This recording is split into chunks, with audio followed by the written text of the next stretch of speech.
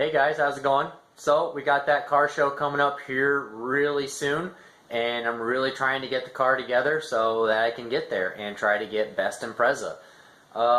Today I'm going to go ahead and get all of the moldings to be matching black. The sun, it's going to fade a lot of the moldings. It's going to have a lot of wear and tear, not including that we live in New York. So wear and tear from the weather is significantly worse than it is in other surrounding states or lower states. So other than that, I'm going to go ahead and bring all these moldings back up to a nice OEM black finish. That way each individual molding matches perfectly, and I know that one black molding next to the other is exactly the same color. So if you guys don't know how to do that, and if you guys haven't watched my videos beforehand, I went ahead and did a couple molding pieces and trim pieces that went around the door handles. So if you guys are curious, go back, check that out, how I did that. Just basically restoring them, bringing them back to life with some trim black. So that's your trim. It's black, it's easy, it comes in an aerosol can. I'm going to show you guys how it's done.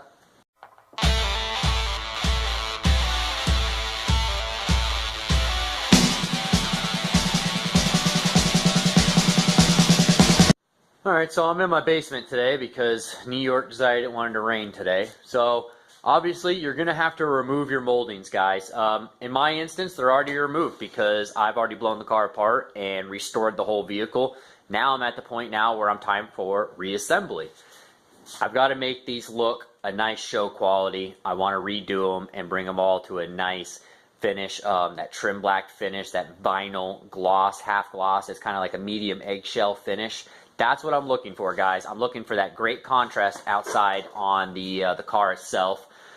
We're going to have to grab a couple of the two roof moldings also as well. In case you guys don't know, coupes and sedans are the exact same for this roof weather strip molding, guys. So that strip that's on the roof, if it flew off going down the highway, like it did to mine when I first bought my car, you guys can take them off of a sedan. They'll fit right on. It's not a problem. It's the same exact roof.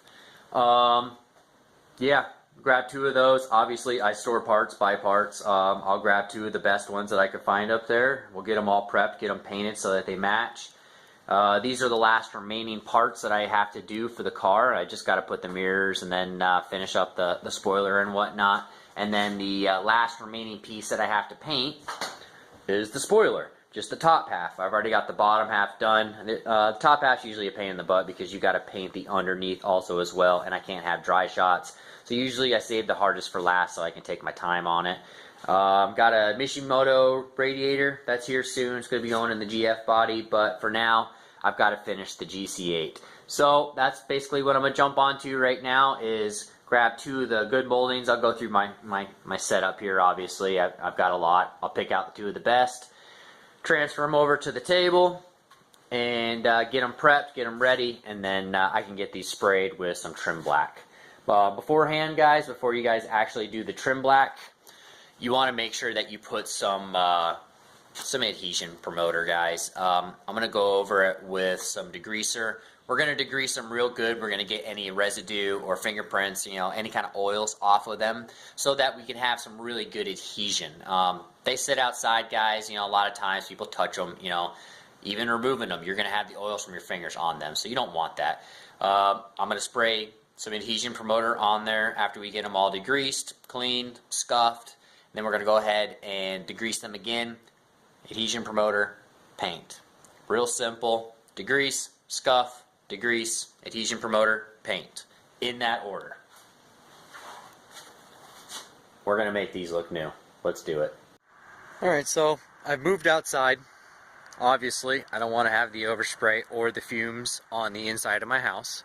So the sun actually decided to come outside now. So it's pretty fairly warm. I decided to go ahead and set up a table, get everything all prepped up. I thought I wasn't going to be able to paint until later. But this is basically everything that you're going to need. I'm going to go ahead and go with a semi-gloss black, which bonds to metal and plastic and more, obviously, as well. This is really nice. And this is your adhesion promoter. Now I like using Duplicolor. This is the Automotive Primer series. I like this because it self-etches into the plastic also as well, which is really nice. So I can go ahead and go right straight to paint as soon as I put that on there and let that flash and dry. This is the Acrysil. This is the wax and grease remover that I do use. I use the PPG version. You guys can use any kind of wax and grease remover. You can even use lacquer thinner if you wanted to. It's just going to dry the plastic out a lot more and be more aggressive solvent than this will. But yeah, we'll get these go ahead and buttoned up. We'll get those dry, and then we'll transfer these two moldings over to the table and then go downstairs and get the last of the top roof weather strippings done. So yeah, stick with me. It's gonna be a nice day. Oh yeah, and before I forget, I gotta grab two moldings. I don't know if you guys are wondering what this is. That's my drift trike. Obviously, I built it from scratch.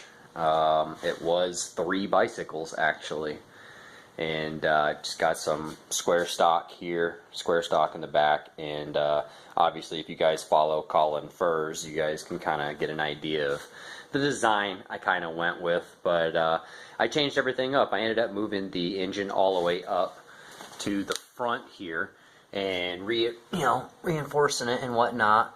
But I'm gonna have a totally different setup here. I'm just gonna end up putting the foot pegs on here, and then have the foot pegs here, but have them all adjustable so that you can move them all with like a pull ring or something like that, snap ring. So basically, my kid can ride this all the time, or based on your height, you can always ride it, which is really nice. So I got to finish this thing up. It's going to be Subaru blue, gold wheels, basically typical Subaru, drift trike. Other than that, I got to finish it. I made everything, all the steering rake and everything. It was kind of a pain in the butt to make everything all even. Brand new engine, but other than that, back to getting these strips. I got to pick out which ones are the best ones. Also, real fast, I've already done my 2-door door cards also as well. So those are all STI conversion and whatnot, and then these are all my moldings and stuff that I've got to get painted for the blue 2-door that I have. And the rear one's done also as well. They're all done. I've already installed the other 2 door panels back in the car, so they're all matching to the STI door cards. But yeah, I also do that as well. As you can see, I have a lot of blue Alcantara suede. So yeah, I can do door conversions. I can do it all. Headliners, you name it. You need it done? Let me know. Shot me an email. Alright, so here, I've already done this one here. This is with a single pass of wiping all the residue off. You guys can see already. I mean, they look pretty fairly clean, but they're not. So don't let the eyes fool you. You don't want to screw yourself, guys. Make sure that you clean. I'm sure you guys have heard the saying, it's all in the prep. So get the prep work done correctly. I'm going to go ahead and finish doing this, wipe all this down, get this done.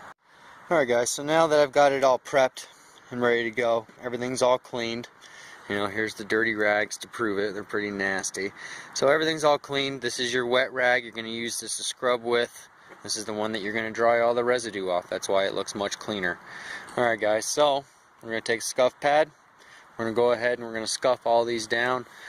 We're going to get them scuffed so that not only the adhesion promoter can stick to it, but also the paint can as well. Now the adhesion promoter is made to bite into products like this plastic and whatnot without having to scuff it, but I go ahead and go the extra mile. Honestly, I mean, can you really trust a chemical bond all the time? So other than that, if the chemical adhesion isn't there, at least you have the scuff adhesion that is going to save your butt. Go ahead and repeat. Make sure you get in all of the crevices, anything, anywhere that the paint is going to adhere. You really want to have a nice job. You don't want any flaking. You don't want any issues. You sure as heck don't want this stuff washing off. Okay, so now that I've got it all scuffed down, I've taken two new clean sheets of paper. Wow, can't talk. And we're going to go ahead and repeat the process now. This is going to be the one to scrub with. This is going to be the one to clean with. Okay, so as you can see, there's a significant difference this time. Now with the scrubbing this time, there's not as much dinge and dirt as it was the last time, where the last time it was just covered in filth and, you know, it's all falling apart and dingy. And then look how much actually came off the second time. The reason for this is because the scuff pad is going to take off a lot of the top contaminants, overspray, or any kind of dust or anything or dirt that has wedged into the plastic and sat on it as a top coat. That's what's off now. So it came off with the scuff pad. It's now coming cleaner now, and that's why, because this is all residue and just nastiness that you don't want on there. And you basically, why would you want to paint dirt? That's definitely not going to have a proper adhesion. So that's why I explain what I'm doing right now. All right, time for some adhesion promoter now. So now that they're all clean, all scuffed, prepped, we're just going to put a light dusting. We're not going to go over this thing like we're trying to coat it with this. This stuff's clear anyways. Literally, just a little bit of dust from this lands on top of this, and it's going to chemically bond in here. So you basically want to do a dry shot, a dry spray. You want to be moving pretty fairly quick, you know, but fog it on there, just like it's like hairspray, you know what I mean? You're not trying to douse your hair with it, but you're trying to get it to stick. Same thing here. So basically, real quick, nice fast pass. Don't touch it after that. Hit it with some paint. Real easy. Once it dries, you can touch it. It's not an issue, but the only thing I'd recommend touching it with is a tack rag. Get the dust off of it. Alright, so you want to make sure you space all your parts evenly before you paint them. Got them all done, guys. What do you guys think? They look really nice now. They're in the process of flashing and drying right now.